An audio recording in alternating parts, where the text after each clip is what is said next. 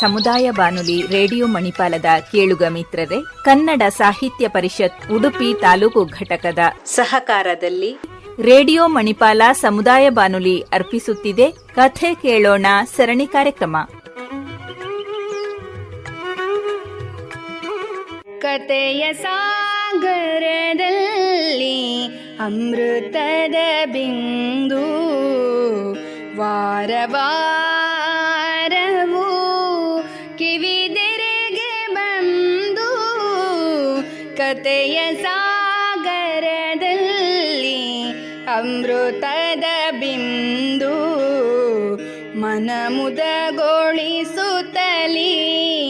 ವಿಚಾರ ತುಂಬಿ ಭಾವಕೋಶವ ವಿಸ್ತರಣೆಗೈದು. ಮನವ ಮಥನವಗೊಳಿಸಿ ಬದುಕಿಗೆ ಅನುಗೊಳಿಸಿ, ಮನವ ಮಥನವಗೊಳಿಸಿ ಬದುಕಿಗೆ ಅನುಗೊಳಿಸಿ, ಬದುಕಿಗೆ ಅನುಗೊಳಿಸಿ. ಕತೆ ಕೇಳೋಣ, ಕತೆ ಕೇಳೋಣ, ಕತೆ ಕೇಳೋಣ.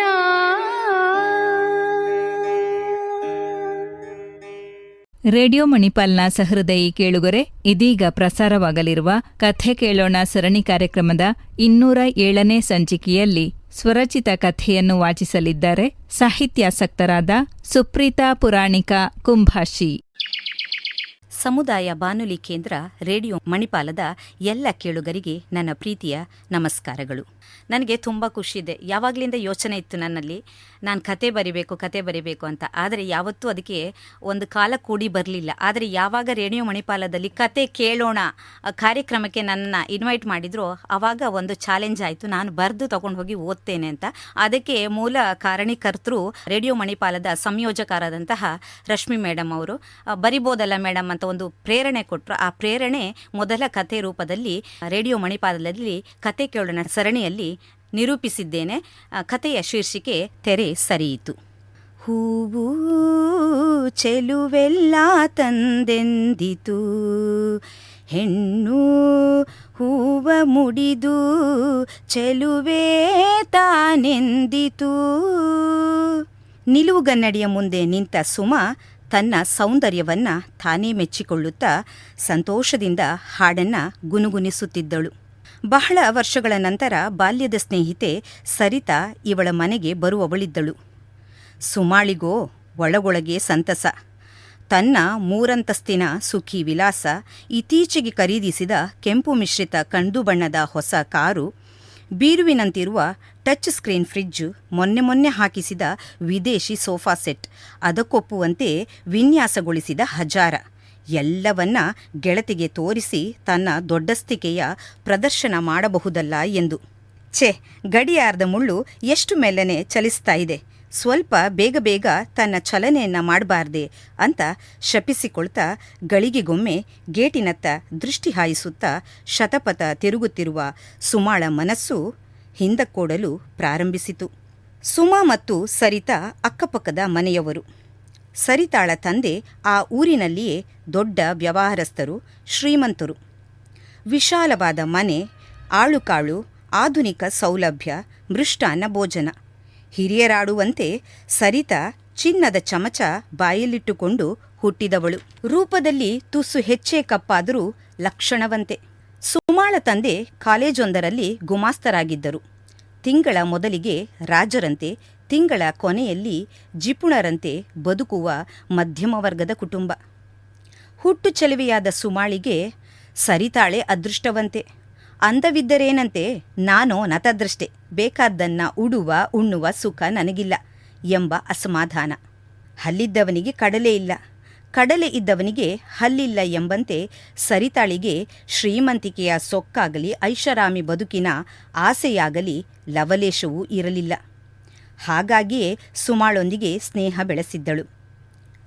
ಸುಮಾ ದುಡ್ಡಿದ್ದವನೇ ದೊಡ್ಡಪ್ಪ, ದುಡ್ಡಿದ್ದವರೇ ಸುಖಿ ಎಂದಾಗಲೆಲ್ಲ ಸರಿತಾ ಯೋಚಿಸಬೇಡ್ವೆ, ಮುಂದೆ ಅಂತಹ ದೊಡ್ಡಪ್ಪನನ್ನೇ ಮದುವೆಯಾಗುವಿಯಂತೆ ಅಂತ ಅವಳಿಗೆ ತಮಾಷೆ ಮಾಡಿದ್ರೂ ಮನಸ್ಸಿನಲ್ಲಿ ದೇವ್ರೆ ಇವಳ ಇಚ್ಛೆ ಪೂರೈಸು ಅಂತ ಬೇಡಿಕೊಳ್ತಿದ್ಲು. ಕಾಲೇಜು ಮುಗಿಸಿದ ಗೆಳತಿಯರಿಬ್ಬರ ಮನೆಯಲ್ಲಿಯೂ ವರಾನ್ವೇಷಣೆ ಪ್ರಾರಂಭವಾಯಿತು. ಸರಿತಾಳ ಬಾಯಿ ಹರಕೆಯಂತೆ ಸುಮಾಳ ಸೌಂದರ್ಯವನ್ನು ಮೆಚ್ಚಿದ 4-6 ಹೋಟೆಲ್ಗಳ ಮಾಲೀಕನಾದ ರಮೇಶ್ ಸುಮಾಳ ಕೈ ಹಿಡಿಯುತ್ತಾನೆ. ಬಯಸಿದ ಶ್ರೀಮಂತಿಕೆ ತಾನಾಗಿಯೇ ಬಂದ ಪರಿಣಾಮ ಸುಮಾಳಲ್ಲಿ ಗರ್ವ ಮೊಳಕೆಯೊಡೆದಿತ್ತು. ಮಾತು ವರ್ತನೆಯಲ್ಲಿಯೂ ಬದಲಾವಣೆ ಮನೆ ಮಾಡಿತ್ತು. ಐಷಾರಾಮಿ ಬದುಕಿಗೆ ಹಣ ವ್ಯಯಿಸುತ್ತಾ ಹಣವೇ ಬದುಕಿನ ಸರ್ವಸ್ವ ಎಂಬ ಭ್ರಮೆಯಲ್ಲಿಯೇ ಬಾವಿಯೊಳಗಣ ಕಪ್ಪೆಯಂತೆ ದಿನ ಕಳೆಯುತ್ತಿದ್ದಳು. ಇತ್ತ ಕಪ್ಪೆಂಬ ಕಾರಣಕ್ಕೆ ಸರಿತಾಳ ಮದುವೆ ಸ್ವಲ್ಪ ವಿಳಂಬವಾದರೂ ಅವಳ ಗುಣಕ್ಕೆ ಅನುರೂಪನಾದ ಬ್ಯಾಂಕ್ ಉದ್ಯೋಗದಲ್ಲಿದ್ದ ಶ್ರೀಹರಿ ಒಪ್ಪಿ ಮದುವೆಯಾಗಿದ್ದ. ತವರಿನಷ್ಟು ಶ್ರೀಮಂತಿಕೆ ಇಲ್ಲದಿದ್ದರೂ ಅಪ್ಪ ಎಷ್ಟೇ ಒತ್ತಾಯಿಸಿದರೂ ಏನನ್ನು ಪಡೆಯದೆ ಸ್ವಾಭಿಮಾನದಿಂದ ಇದ್ದುದರಲ್ಲಿಯೇ ಅಚ್ಚುಕಟ್ಟಾಗಿ ಸಂತೋಷದಿಂದ ಜೀವನ ನಡೆಸುತ್ತಾ ತನ್ನಾಸೆಯಂತೆ ಓದನ್ನು ಮುಂದುವರಿಸಿದ್ದಳು ಸರಿತಾ.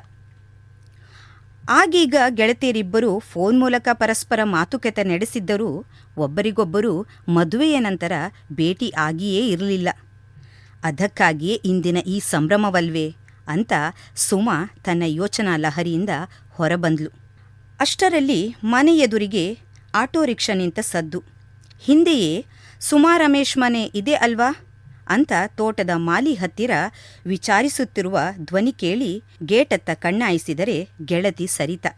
ಓಡಿ ಹೋಗಿ ತಬ್ಬಿಕೊಳ್ಳುವ ಮನಸ್ಸಾದರೂ ತನ್ನ ಘನತೆಗೆ ತಕ್ಕುದಲ್ಲ ಎಂದು ಬಗೆದು ತುಸು ಬಿಗುಮಾನದಿಂದಲೇ ಬಾಗಿಲಿಗೆ ಬಂದವಳೇ, ಬಾಬಾ ಸರಿತಾ, ತುಂಬ ಸಂತೋಷವಾಯಿತು ನಿನ್ನನ್ನು ಇಷ್ಟು ಕಾಲದ ನಂತರ ನೋಡಿ. ಕೂತ್ಕೋ, ಪ್ರಯಾಣ ಸುಖವಾಗಿತ್ತಾ ಅಂತ ಕೇಳ್ತಾ, ತುಂಗಮ್ಮ ಎಳ್ಳು ನೀರು ತಗೊಂಡ್ಬಾ ಎಂದು ಅಡುಗೆಯಮ್ಮನಿಗೆ ಕೂಗಿ ಹೇಳಿ ತನಗೇನು ಕಮ್ಮಿ ಇಲ್ಲ ಎಂಬ ಭಾವವನ್ನು ಮುಖದಲ್ಲಿ ವ್ಯಕ್ತಪಡಿಸಿದ್ದಳು. ತುಂಗಮ್ಮ ತಂದಿಟ್ಟ ಪಾನೀಯವನ್ನು ಸರಿತಾಳಿಗೆ ನೀಡುತ್ತಾ, ಇದೇನು ಸರಿತಾ, ಬಹಳ ಸೊರಗಿ ಹೋಗಿದ್ದಿ, ನಿನ್ನನ್ನು ನೋಡಿದರೆ ಅಯ್ಯೋ ಪಾಪ ಅನ್ನಿಸುತ್ತೆ. ಹೇಗಿದ್ದವಳು ಹೇಗಾದಿ? ಎಲ್ಲದಕ್ಕೂ ಲೆಕ್ಕಾಚಾರ ಹಾಕಿ ಬದುಕುವ ಪರಿಸ್ಥಿತಿ ನಿನ್ನದಾಯ್ತಲ್ಲ ಎಂದು ಮರುಕಪಟ್ಟಂತೆ ನಟಿಸುತ್ತಾ ತನ್ನ ಮನೆ ದೊಡ್ಡಸ್ತಿಕೆ ಅನುಕೂಲತೆ ಎಲ್ಲದರ ಬಗ್ಗೆ ತುಸು ಹೆಚ್ಚೆ ಹೇಳಿಕೊಂಡಳು ಸುಮಾ. ಎಲ್ಲವನ್ನೂ ಸಾವಧಾನದಿಂದ ಕೇಳಿದ ಸರಿತಾ ನಗುತ್ತಾ, ನೋಡ್ ಸುಮಾ, ನಿನಗೆ ಚಿಕ್ಕಂದಿನಿಂದಲೂ ಶ್ರೀಮಂತಿಕೆ ಒಲವಿತ್ತು, ಅದಕ್ಕೆ ಸರಿಯಾಗಿ ದೇವರು ಅಸ್ತು ಎಂದ, ಶ್ರೀಮಂತಿಕೆ ನಿನ್ನದಾಯಿತು. ಕೊನೆಗೂ ನನ್ನ ಗೆಳತಿ ಬಯಸಿದ ಬದುಕು ಸಿಕ್ಕಿತಲ್ಲ ಎಂಬ ಖುಷಿ ನನಗೂ ಇದೆ. ಹಾಗಂತ ನನ್ನ ಜೀವನದ ಬಗ್ಗೆ ಬೇಸರವಾಗಲಿ ನೋವಾಗಲಿ ನನಗಿಲ್ಲ. ನಿನಗೆ ಗೊತ್ತಿದೆ, ಬಾಲ್ಯದಿಂದಲೂ ನನಗೆ ಸರಳವಾಗಿರೋದೇ ಇಷ್ಟ. ಹಾಗಾಗಿ ನನಗೆ ಅಯ್ಯೋ ಕಷ್ಟ ಬದುಕು ಅಂತ ಅನ್ನಿಸ್ಲೇ ಇಲ್ಲ. ಮದುವೆಯ ನಂತರವೂ ನನ್ನಾಸೆಯಂತೆ ಓದಿ ಸ್ನಾತಕೋತ್ತರ ಪದವಿ ಪೂರೈಸಿಕೊಂಡೆ. 4-6 ಮಕ್ಕಳಿಗೆ ಉಚಿತವಾಗಿ ಮನೆಪಾಠ ಮಾಡಿ ಕಲಿತದ್ದನ್ನು ಸಾರ್ಥಕಪಡಿಸಿಕೊಳ್ತಾ ಇದ್ದೇನೆ. ಸಂಪಾದನೆಯ ಒಂದಂಶವನ್ನು ಮಿತವಾಗಿ ಖರ್ಚು ಮಾಡಿ ಉಳಿಸಿ ಬಡ ಮಕ್ಕಳ ಶಿಕ್ಷಣಕ್ಕೆ, ಅಶಕ್ತರಿಗೆ ನೀಡ್ತಾ ಕೈಲಾದ ಮಟ್ಟಿಗೆ ಸಮಾಜ ಸೇವೆಯನ್ನೂ ಮಾಡ್ತಾ ಇದ್ದೇವೆ. ಸುಮಾ, ಬದುಕಿಗೆ ಹಣ ಬೇಕು ನಿಜ, ಆದರೆ ಹಣವೇ ಎಲ್ಲವೂ ಅಲ್ಲ ಅನ್ನೋದು ನನ್ನ ಅಭಿಪ್ರಾಯ. ನಾನು ಶ್ರೀಮಂತಿಕೆ ಬದುಕನ್ನು ಕಂಡಿದ್ದೇನೆ, ಮಧ್ಯಮ ವರ್ಗದ ಜೀವನವನ್ನು ಜೀವಿಸಿದ್ದೇನೆ. ಹಾಗಾಗಿ ಹೇಳ್ತಾ ಇರೋದು, ದುಂದು ವೆಚ್ಚ ಮಾಡ್ತಾ ಐಷಾರಾಮಿಯಾಗಿರೋದೇ ಬಾಳ್ವೆ ಅಲ್ಲ. ಸ್ನೇಹ, ಪ್ರೀತಿ, ಪರಸ್ಪರ ಗೌರವ ತೋರುತ್ತಾ ಆತ್ಮೀಯತೆಯಿಂದ ಎಲ್ಲರೊಂದಿಗೂ ಬೆರೆತಾಗಲಷ್ಟೇ ಬದುಕು ಸುಂದರ, ನಿತ್ಯ ನೂತನ ಅನ್ನೋದು ನಾನಂಬಿ ಬಂದ ಸಿದ್ಧಾಂತ. ಸುಮಾ, ಇನ್ನಾದರೂ ಈ ಶ್ರೀಮಂತಿಕೆ ಅಮಲಿನಿಂದ ಹೊರಗೆ ಬಾ, ಮತ್ತೆ ಹಳೆಯ ಸುಮಾಳನ್ನು ಕಾಣುವ ಆಸೆ ನಂಗೆ ಅಂತ ಸರಿತಾ ಪ್ರೀತಿಯಿಂದ ಸುಮಾಳ ಹೆಗಲ ಮೇಲೆ ಕೈ ಹಾಕಿ ಅವಳನ್ನು ಬಳಸಿ ಮತ್ತೊಂದು ಕೈಯಿಂದ ಕೆನ್ನೆ ಚಿವುಟಿ ಹೇಳಿದಾಗ ಸುಮಾ, ಹೌದು ಸರಿತಾ, ದುಡ್ಡು ದೊಡ್ಡಸ್ತಿಕೆ ಮುಖ್ಯ ಅಂತ ಭಾವಿಸಿಕೊಳ್ತಾ ಶ್ರೀಮಂತೆ ಎಂಬ ಬಿಗುಮಾನದಿಂದ ಎಲ್ಲರೊಡನೆ ತುಸು ಅಂತರವನ್ನೇ ಕಾಯ್ದುಕೊಂಡೆ. ಜೀವದ ಗೆಳತಿಯಾದ ನಿನ್ನ ಬಗ್ಗೆಯೂ ಕೂಡ ಅಸಡ್ಡೆಯಿಂದ ವ್ಯಂಗ್ಯವಾಗಿ ಮಾತನಾಡಿದೆ. ನೆಂಟರ ಇಷ್ಟರ ಮರೆಸೋದು ರೊಕ್ಕ ಎಂದಂತೆ ದುಡ್ಡಿಂದ ಎಲ್ಲರನ್ನ ನಾನು ದೂರ ಮಾಡಿಕೊಂಡೆ. ಸರಿತಾ, ನೀನು ನನ್ನ ಮನಸ್ಸಿಗೆ ಮುಚ್ಚಿದ್ದ ತೆರೆ ಸರಿಸಿದೆ. ಸಾಧ್ಯವಾದರೆ ನನ್ನನ್ನು ಕ್ಷಮಿಸು. ನನ್ನ ಮಾತುಗಳಿಂದ ನಿನ್ನನ್ನು ನೋಯಿಸಿದೆ ಎಂದು ಪಶ್ಚಾತ್ತಾಪದಿಂದ ಮಾತನಾಡಿದ ಸುಮಾಳಿಗೆ ಸಾಧ್ಯವೇ ಇಲ್ಲ ಕ್ಷಮಿಸಲು ಎಂದು ಸರಿತಾ ಹೇಳಿ ಓರೆಗಣ್ಣಿನಿಂದ ಸುಮಾಳನ್ನೇ ನೋಡುತ್ತಾ ನಗುತ್ತಾ ನಿಂತಳು. ಸುಮಾ ಬೇಸರದಿಂದ ಕೆಳಗೆ ಮಾಡಿದ್ದ ಮುಖವನ್ನ ಮೇಲಕ್ಕೆತ್ತಲೇ ಇಲ್ಲ. ಸರಿತಾಳೆ ಸುಮಾಳ ಕೈ ಹಿಡಿದು, ಸುಮಾ, ಗೆಳೆತನದಲ್ಲಿ ಕ್ಷಮೆ ಕೇಳುವ ಮಾತೇ ಇಲ್ಲ ಎಂದು ನಗುತ್ತಾ ಹೇಳಿದಾಗ ಸುಮಾಳ ಮುಖದಲ್ಲಿಯೂ ನಗು ಮೂಡಿತ್ತು. ಮತ್ತೆ ಗೆಳೆತನದಲ್ಲಿ ಬಾಲ್ಯದ ಮುಗ್ಧತೆ ಚಿಗುರೊಡೆದಿತ್ತು. ಇದು ನನ್ನ ಪ್ರಥಮ ಕತೆ. ಈ ಕಥೆಯಿಂದ ಮತ್ತೊಂದಿಷ್ಟು ಬರೆಯುವಂಥ ಪ್ರೇರಣೆ ನನಗೆ ಸಿಕ್ಕಿತು. ಒಂದಿಷ್ಟು ಹೊಸ ಹೊಸ ಆಲೋಚನೆಗಳು ಒಂದು ಕತೆಗೆ ಮೂಲವಾಗಿದ್ದು ಸುಮಾರು 7-8 ಕಥೆಯ ಒಂದು ಚಿತ್ರಣ ನನ್ನ ಮನಸ್ಸಿಗೆ ಬಂತು. ಅದೊಂದು ಪ್ರೇರೇಪಣೆ ಬಹುಶಃ ಕತೆ ಬರೀಲಿಕ್ಕೆ ನನಗೆ ಮುಂದೆಯೂ ಕೂಡ ಸ್ಫೂರ್ತಿಯಾಗತ್ತೆ. ತುಂಬ ಖುಷಿಯಿಂದ ಈ ವಿಚಾರವನ್ನು ನಿಮ್ಮೊಂದಿಗೆ ಹಂಚಿಕೊಳ್ತಾ ಇದ್ದೇನೆ. ಹಾಗೆ ಈ ಒಂದು ಅವಕಾಶ ಕಲ್ಪಿಸಿಕೊಟ್ಟಂತಹ ರೇಡಿಯೋ ಮಣಿಪಾಲದ ಎಲ್ಲರಿಗೂ ಕೂಡ ನನ್ನ ಪ್ರೀತಿಯ ವಂದನೆಗಳು. ಪ್ರಿಯ ಕೇಳುಗರೆ, ಇದುವರೆಗೆ ಸಾಹಿತ್ಯಾಸಕ್ತರಾದ ಸುಪ್ರೀತಾ ಪುರಾಣಿಕ ಕುಂಭಾಶಿ ಅವರಿಂದ ಸ್ವರಚಿತ ಕಥೆಯನ್ನು ಕೇಳಿದಿರಿ. ಕನ್ನಡ ಸಾಹಿತ್ಯ ಪರಿಷತ್ ಉಡುಪಿ ತಾಲೂಕು ಘಟಕದ ಸಹಕಾರದಲ್ಲಿ ರೇಡಿಯೋ ಮಣಿಪಾಲ ಅರ್ಪಿಸುತ್ತಿರುವ ಕಥೆ ಕೇಳೋಣ ಸರಣಿ ಕಾರ್ಯಕ್ರಮ ಇಲ್ಲಿಗೆ ಮುಕ್ತಾಯವಾಯಿತು. ಮುಂದಿನ ಕಥೆ ಕೇಳಲು ಮತ್ತೆ ಭೇಟಿಯಾಗೋಣ.